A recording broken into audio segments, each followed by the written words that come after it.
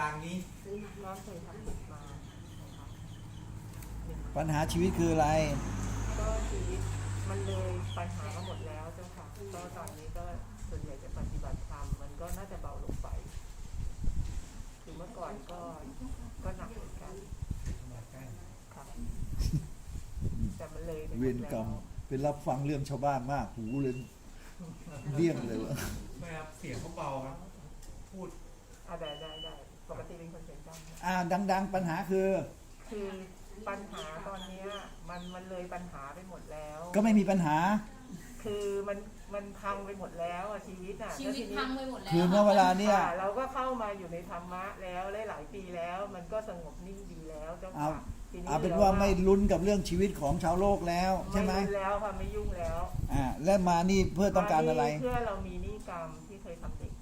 มี ไว้1 คน เคยทำเด็กไว้1 คนค่ะ ก็เลยคิดว่ามันติดอยู่ในใจที่ โอเค คือจริงๆเราทำให้เขาตลอดแต่เราไม่รู้ว่าเขายัง พร้อม ไง ไปหรือไม่ไป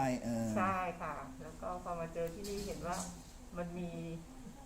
กำหนดอย่างนี้ก็เลยอยากจะทำให้เสร็จสิ้นเจ้าค่ะมุ่งไม่เกิดแล้วค่ะมุ่งไม่พานอย่างเดียว ชีวิตก็จบไปแล้วด้วยเด็กคราวนี้ในเมื่อรู้ว่าเด็กยังไม่ไป ก็จะชดใช้ไปเลย จะได้จบไปชาติหน้าจะได้ไม่ต้องมีอะไรต่อกันอีกเลยถ้าอย่างนั้นท่านเอ๋ยถามเลยนะหญิงหรือชายกันเล่าครับ ยังไม่ทราบค่ะ เพราะว่า แต่หนูว่าเป็นเด็กผู้ชาย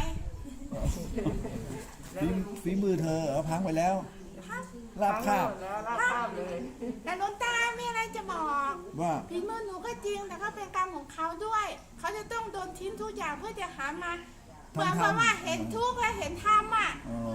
หนู แต่ ว่า ว่า ชื่อพิสุทธิ์ แต่ว่าเธอส่งเสริมให้เร็วขึ้น ใช่ หนูจะได้บุญด้วย ชนิดไม่ ขอบคุณครับ ชนิดไม่ต้องลุ้นเลยใช่ไหม ครับ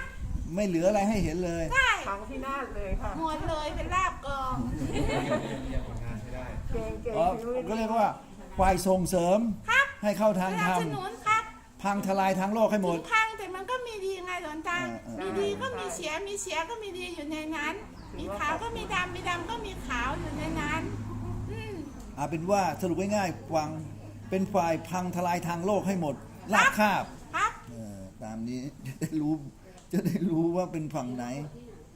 ที่พิสูจน์ครับ ที่สุด กินก็กินเหมือนเขาแหละกินอาหารเจแล้วมั้ง จริงไหมบวชเลยไหมครับ รวน เนาะเรานิพพานไปด้วยกัน ไป ทางโลกไม่น่าอยู่เลย ดีอาชุดเนนน้อยเลย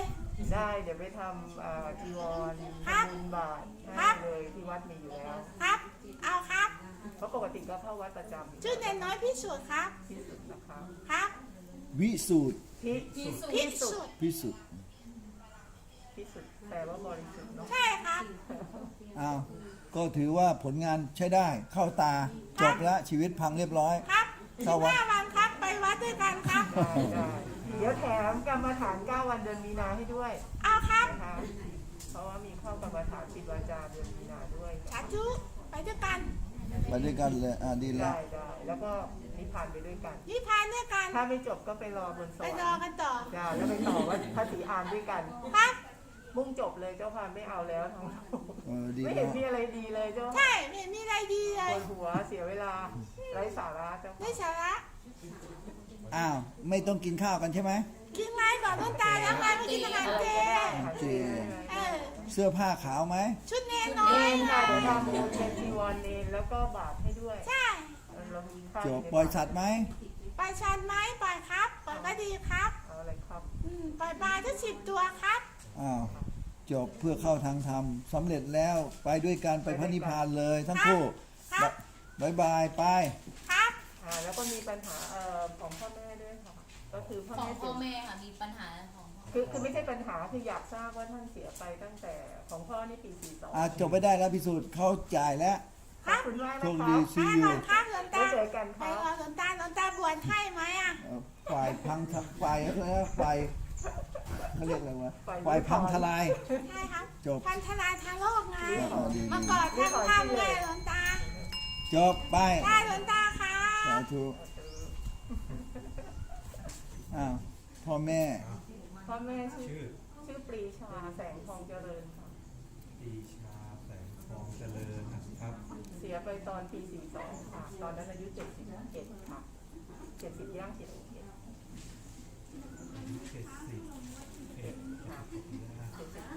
ครับ ต้องเอาแม่ด้วยเลย ตายเอาพ่อก่อน ค่ะ พ่อก่อนนะ ก็ตอนที่พ่อเสียก็จะเป็นอัมพฤกษ์ค่ะ พ่อเสียตอนเป็นอัมพฤกษ์อะค่ะ แล้วก็ ตายไปกี่ปีแล้ว ตายไปกี่ปีนะคะ 23 ปีแล้วจ้ะ 23 ปีค่ะ 23 ปีตายไปตอนอายุ71ใช่ไหม 70ย่าง41เจ้าค่ะ อ่าอยู่ที่ไหนท่านเทวดา ตายด้วยโรคอะไรกันเล่าหนอ เป็นอัมพฤกษ์ อัมพฤกษ์อัมพาต แต่ก็พอเดินได้ทีนี้ไปกินอาหารแล้วจุกเสียดไม่ย่อยอ่ะ ตอนเป็นมนุษย์ชอบทำบุญเลยหรือเปล่าเล่า ไม่ค่อยได้ไป แต่ก็ ทำอาชีพอะไรพ่อเจ้า ตอนนั้นเขาเดินเรือค่ะ โดนเรือหาปลาใช่ไหม ไม่ หนอ ไม่หาทำเรือขนส่งสินค้าอะไรแบบเนี้ยค่ะ ไม่เห็น ข เขา นส่ง ทำอะ อะไรกัน ขนส่งที่แบบว่าบรรทุกของอย่างข้าวสารบ้างอะไรบ้างที่ไปขึ้น ต่างประเทศหรือในประเทศเล่า คือเอาจากในประเทศไปขึ้นเรือใหญ่เพื่อไปส่งต่อต่างประเทศ ก่อนตายหยุดทำกี่ปี ก็หลายปีมาค้าขายมาค้าขายกับแม่ ค้าขายก็คือขายของชำอะไรอย่างเงี้ยเล็กๆน้อยๆตามภาษาคนแก่ ก่อนตายเคยบอกไหมหนอ ว่าใจนั้นยังรอเรื่องนี้อยู่ทำไมข้าเห็นเขาอยู่ทะเลกว้าง ยังอ้างว้างอยู่กลางทะเลหนอ ยังรักอาชีพอยู่นี้หรือกระไรพอ นั่นแหละหนอยังยึดอยู่นั่นถ้าคนไม่มีธรรมะมันก็ต้องยึดในสิ่งที่ตัวเองทำนั่นแหละ นั่นแหละท่านยังเห็นอยู่ ยังยืนอยู่กลางทะเลนั่นแหละนะยังรอคอยเรือไปมาคลา นั่นแหละนะคืองานของเขาเอาไงดีจะให้อยู่ทะเลต่อไปเปล่า แม่ก็จะส่งให้เขาไปเกิดถ้าเกิดแล้วดีกว่าก็ให้เขาไป เดี๋ยวนะท่านข้าเห็นแต่งชุดเลยอย่างนี้หนอ ไม่รู้ใช่ถูกหรือเปล่าพอกางเกงยีนหนอหรือกระไร เหมือนเสื้อช็อปหรือกระไรท่านยืนโบกเรือเลยนั่นแหละหนา ให้เรือเข้าออกหรือคา มีกระดาษแดกเป็นหนาคอยจดตลอด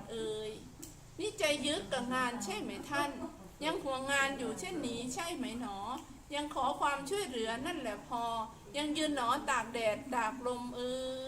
เขาเป็นนายเรือเลยเหรอ เขาเป็นคนขับเรือโยง แล้วก็คือมีเรือของตัวเองเป็นพวงหนึ่งเนี้ย2 คนกับแม่ช่วยกัน อ๋อเป็นของโบราณใช่ไหม โบราณเจ้าค่ะ อยุธยาไปนู่นไปนี่เหรอ อย่างนั้นเจ้าค่ะ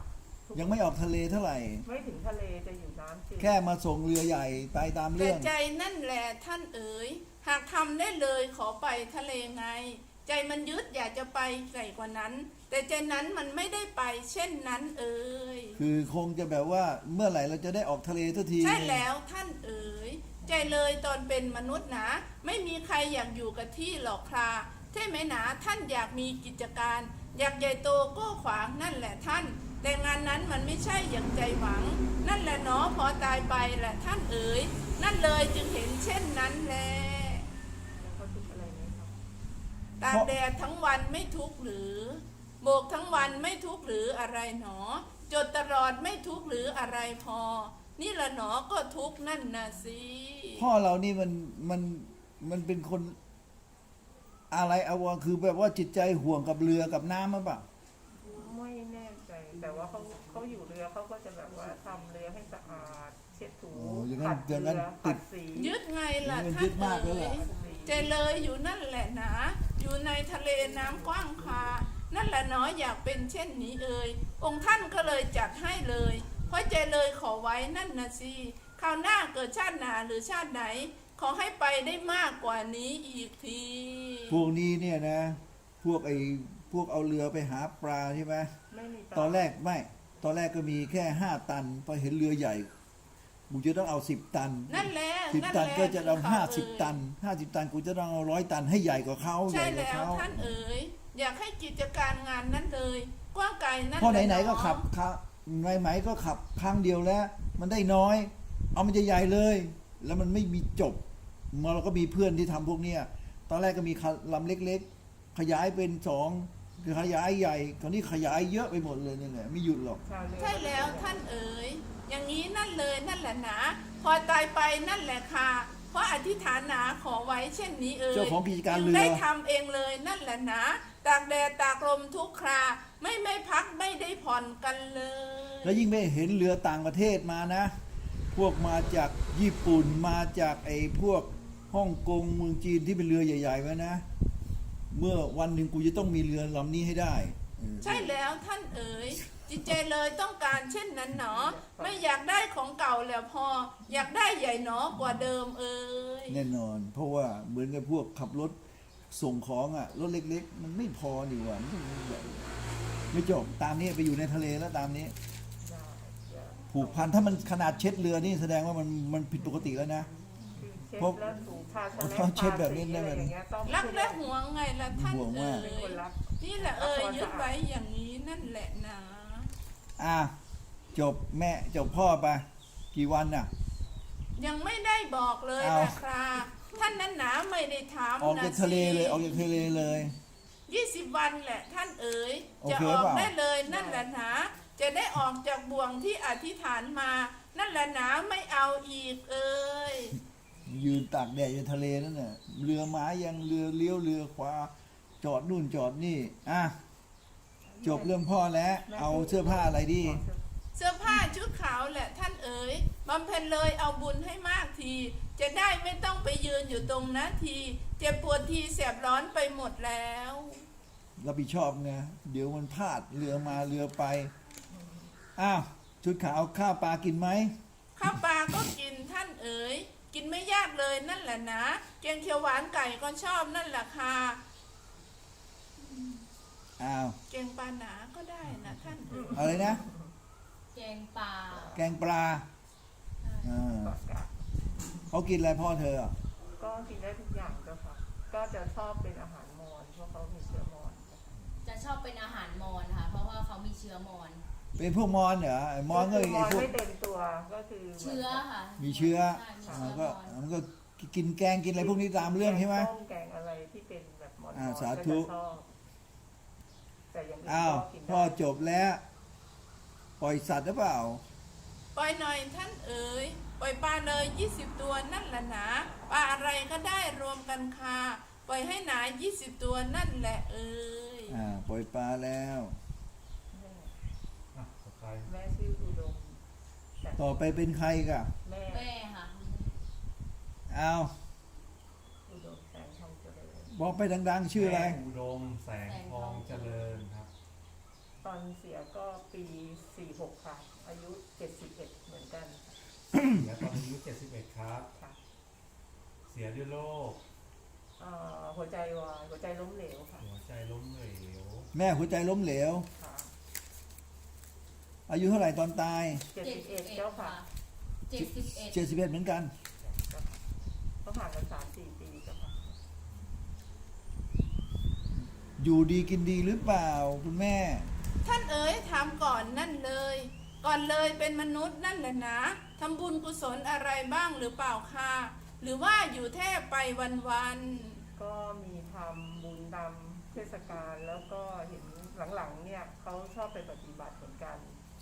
แต่ไปบ่อยหรือไม่บ่อยไม่แน่ใจ เพราะว่าเขาจะไปกับอาค่ะ ตอนก่อนตายแม่เจ้าเอ๋ยทำอาชีพเลยอะไรหนอ ค้าขายค่ะ ขายอะไรกันเล่า ก็ พอ ขายของเขาเรียกอะไรเหมือนโชว์หวยอ่ะเจ้าค่ะ เป็นร้านเล็กๆในบ้าน มีเหล้าด้วยหรือเปล่าเอ๋ย มีค่ะ เห็นไหมเลยนั่นแหละหนอแสบปวดแสบท้องนั่นแหละพอผอมแห้งหนอทุกทรมานกัน ท่านเอ๋ยยังเสวยกรรมอยู่นี่ ให้รู้ทีฉันนี่หนอขายของ ขายเหล้าเล็กๆ น้อยๆ ก็มีผลกับชีวิตเลย ตายไปแล้ว ปวดแสบ ก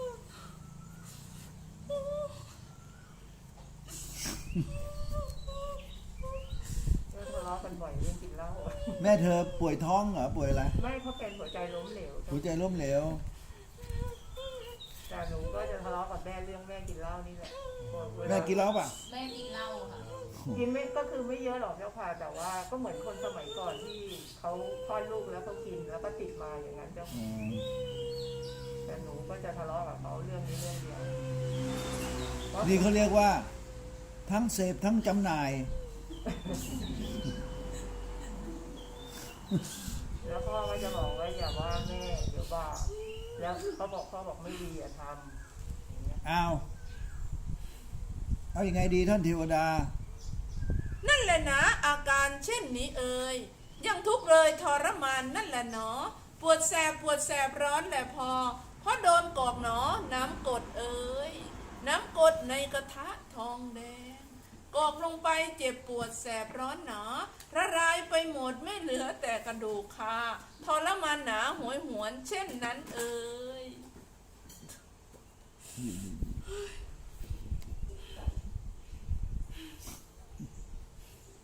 หนูก็บอกเขาแล้วทะเลาะกันประจ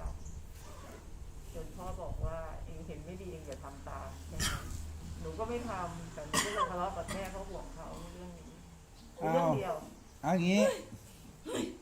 พอแล้วเว้ยท่านยมอย่าส่งมา ส่งมาข้าวไม่ให้ตูเห็น พอแค่นี้แหละเป็นมนุษย์เซนเห็นแล้วจะทรมาน เห็นแล้วจะเดี๋ยวจะตั้งสติ เดี๋ยวคิดดีไม่ดีแล้วล่ะท่านรอก่อนเดี๋ยวก่อนอย่าเพิ่งส่งมา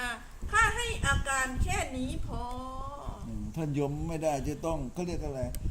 จะต้อง ท่าน ให้ อยากให้เห็นภาพจริงเลยล่ะท่าน มนุษย์นั้นจะได้รู้สำนึกหนา หรือว่าถอยหลังยังพอได้ทีคานั่นแหละหนายับยั้งใช่ไหมท่านเอ่ยแต่ข้านี้งานการมันยังมาก ให้มาโหยหวนอีกท่านเอ๋ยจะยืดยาวเกินเวลานั่นแหละเอ่ยนี่นะเลยทำงานร่วมกัน ท่านยมให้แอคชั่นมันถึงเลยทีเดียวจบจะได้ ไม่ต้องสงสัยว่าอาการเป็นยังไงให้แม่กี่วันเลย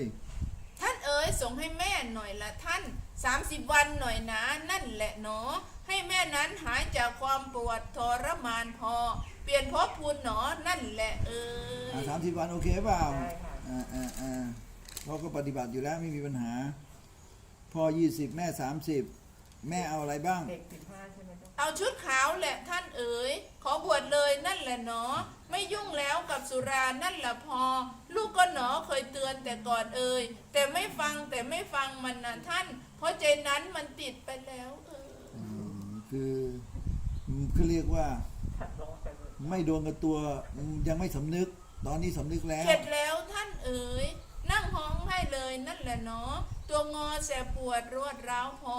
ทรมานหนอตายเกิดนั่นแหละ ตามนี้ เดี๋ยวพี่ชาย ปล่อยสัตว์หรือเปล่า พี่ชาย ปล่อยสารให้หน่อยท่านเอ๋ยหอยขมเลย3 โลนั่นแหละเนาะปล่อยกบสัก3 ตัวพอ นี่แหละเนาะเอาเช่นนี้แหละเอ๋ย จบ สังฆ ไม่ได้ ทานให้หน่อย ทำแบบนี้ ได้ไหมท่าน นั่นแหละนะสังฆทาน อะไรนะ ด้วยไหม มี เนา ชายอีกคน ะ นึงค่ะเขาจะ แจ้งมาไว้ พอละมั่ง หนูแจ้งมาหมดแล้ว อะไรนะ หนูแจ้งมาแล้วหนูจะกะว่าจะบวชทั้งปีเลยค่ะเจ้าค่ะ เอาพี่ชายอีกเดี๋ยวก็เอาไปตะปูเอากงอะไรไปตายกัน พ ดู อ ดี แค่คนสุดท้ายหนูแจ้งมาแล้วเจ้าค่ะหนูแจ้งพ่อแม่พี่ชายค่ะ พี่ชายเหลือ พี่ชาย อ่ะ เจ้าค่ะ พี่ชาย ชื่อส ชื่อ ม อะไร บั นะ ติสมบัติแสงทองเจริญ สมบัติแสง วันหลังไม่เอาแล้ววันหลังให้แต่พ่อให้แม่อย่างเดียว อ่า มึงก็ไปเอาเหลนเอาหลานเอาเหลือมา พอแล้วค่ เละไปหมด แค่นี้ บอกไปชื่ออะไร สมบัติแสงทองเจริญตอนไปอายุ53 53 ปี ปี 58 ปีพศ 2558 อาชีพสุดท้ายก็คือขับรถ10 ล้อค่ะ เสียด้วยโรคอะไรครับ โรคไตวาย โรคไตวาย ตายไปกี่ปีแล้ว 7-8 ปีค่ะ ตายตอนอายุเท่าไหร่ ตอน 53 เจ้าค่ะ 53 เจ้าค่ะ ตายโรคไต ไตเรื้อรัง ตอนนี้เป็นยังไงบ้างท่านเทวดา ท่านเอ๋ยถามเลยก่อนนั่นหนาตอนเป็นคนทำบุญอะไรหรือเปล่าคะดื่มสุรากันบ้างหรือเปล่าเอ๋ย เขาทำทานเยอะอะเจ้าค่ะ เวลาไปไหนก็คือจะทำ แยกออกหน่อยนะท่านเอ๋ย แต่ไม่ได้ ข้าถามเลยว่าทำบุญอะไรหนออยากจะถามอีกนั่นแหละพอ ดื่มสุราหรือยาเสพติดอะไรเอ่ย ดื่มสุราเนี่ยเป็นครั้งคราว เพราะว่าไม่สามารถดื่มได้บ่อยหรอกเพราะว่าต้องขับรถทุกวัน ดื่มสุราก็ตอนที่พักแล้วเจอเพื่อน ไม่เจอก็ไม่ได้ แล้วยาอย่างอื่นเล่าหนอ เสพติดมีเสพมั่งละพอ ไม่ทราบ นี่ละหนอข้าเห็นมอมเมาโดนกอกตลอดเลยท่านโดนกอก ไม่ทราบอันนั้น เพราะว่าหนูไม่ได้อยู่กับ เขา เขา เป็นโรคอะไร เป็นโรคไต ไตวายครับ เกี่ยวกับไต แล้วเขามึนเมาบ้างครับป่ะ ไม่เมาอะค่ะที่เห็นไม่ได้เจอกันตรงตอนเมา คือเขาจะเป็นคนที่รับผิดชอบชีวิตพ่อแม่ดีมาก แล้วก็คือเป็นเหมือนกับเป็นผู้นำ เป็นผู้นำดี ค่ะ แต่มีโรคภัยไข้เจ็บ เขามีโรคก็คือเขาตอนแรกเขาเป็นเบาหวานน่าจะดื่มพวก แล้วทำไมไปนอนแผ่ได้ยังไงท่านเทวดา ท่านเอ๋ยขอเฉลยความก่อนหนา นอนแผ่นั้นไม่ได้เฉยๆคราถูกทรมานหนาขึงพืชไง เพราะกรรมนั้นทำไซนั่นท่านเอ๋ยเสพยาเสพติดเลยนั่นแหละหนาเขาเสพยาด้วยนั่นแหละครานั่นแหละหนาเป็นเหตุผลเช่นนี้เอ๋ย ชาตินี้เขาไม่ได้เสพนี่ ไม่เห็นเสพเพราะว่าถ้าเสพมันจะขับรถไม่ได้อะ ใครบอกเธอเล่านางเอ๋ยเขาเสพเลยข้าเห็นนั่นแหละหนายังทุกข์ทรมานนั่นแหละคราไม่มีใครมาบอกหนาว่าพี่เสพเอ๋ย ชาตินี้ใช่ไหมเจ้าค่ะ ชาตินี้แหละหนาชาตินี้นั่นแหละคราท่านเอ๋ยขับ10 ล้อมานานหรือเปล่าเล่าน านตั้งแต่อายุ10 ถ้าขับ10 ล้อนี่นะ 17 80%เนี่ยนะเสพ ยาบ้ายาม้าอะไรนั้นใช่ไหมเจ้า ใช่ และที่นอนผึ่งพืชรู้ไหมท่าน คนสับ10 ล้อนั่นแหละหนาสัตว์เสดมันเหยียบแรกรานคาแบนแต๊ะเลยหนาท่านเอ๋ยงั้นอายุจะสั้นทำไมเล่า50 กว่าก็ตายแล้วสิท่านเอ๋ยมนุษย์เลยด้วยกรรมส่งผลไง นี่นั่นเลยข้าไม่ให้ขึ้นมาแล้วบอกปู่ยมเอ๋ยไม่เอาแลหากหวยหวนอีกแท้นั่นแหละหนานี่คือกรรมทำไว้เช่นนี้แหละครานั่นแหละหนาส่งผลให้เห็นกัน คนขับ10 ล้อนะ เราก็มีเพื่อนขับนะ เกือบจะ 80%เพราะ มี ไม่ แน่ งั้น นอนท่านเลยค่า1,000,000%ค่า1,000,000%เลยนั่นหนามีแน่นอนนั่นแหละค่ะขึ้นกับว่ามากน้อยแค่ไหนกัน นั่นแหละท่านไหนเหล่าหมูสัตว์อีกหมูหมาที่มันเดินข้ามถนนกันเหยียบแรงเหยียบรานเลยละท่านแบนแต๊ะเลยนั้นเหมือนเขาโดนแบน เราไม่ได้ ตั้งแต่อายุมัน20 กว่ามันขับ10 ล้อนะ มันก็ติดตั้งแต่ผ่านมาแล้ว40 ปีนะมันก็ติดตั้งแต่ตอนนั้นแล้วบอกเป็นไงวะไม่ได้ มันขับไม่ไหว มันต้องอัดเข้าไปแล้วมันก็แบบรถนี่นะ10 ล้อ2 คันนี่นะมันบอกว่าไม่มีกลัวกันคือต่างคนต่างมาเลยเฉียวกันแค่เขาเรียกอะไรกระจกเท่านั้นเอง มันไม่กลัวอะไรเลย แล้วถ้าอะไรขวางมันไม่รู้นะมันก็ขับทับไปเลย อย่างนั้นเลยหรือเปล่าท่าน